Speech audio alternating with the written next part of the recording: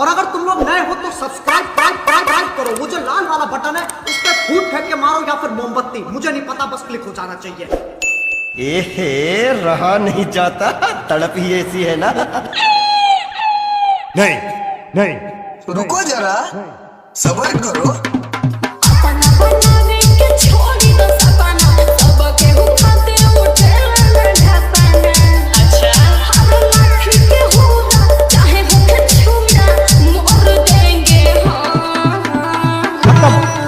By bye, tata, good bye, गया।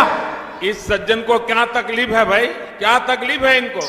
अगर तुम मिल जाओ, अरे तो का कर ले वो पलंगिया तोड़ देंगे हम। अगर तुम मिल जाओ, पलंगिया तोड़ देंगे हम। अरे मरना है, अरे एकदम खपले बड़ा।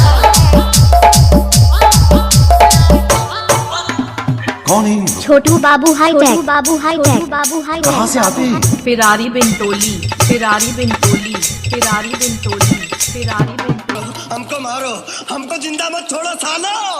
हम कोई मंदिर का घंटा है कि कोई भी आके बजा जाता है। इस सज्जन को क्या तकलीफ है भाई, क्या तकलीफ है इनको? पहली फुर्सत में निकल।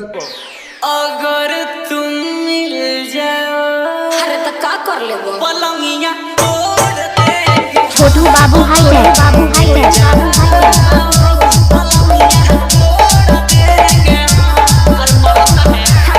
फिरारी बिन टोली, फिरारी बिन टोली, फिरारी बिन टोली, फिरारी बिन टोली, फिरारी बिन टोली, फिरारी बिन टोली, फिरारी बिन टोली।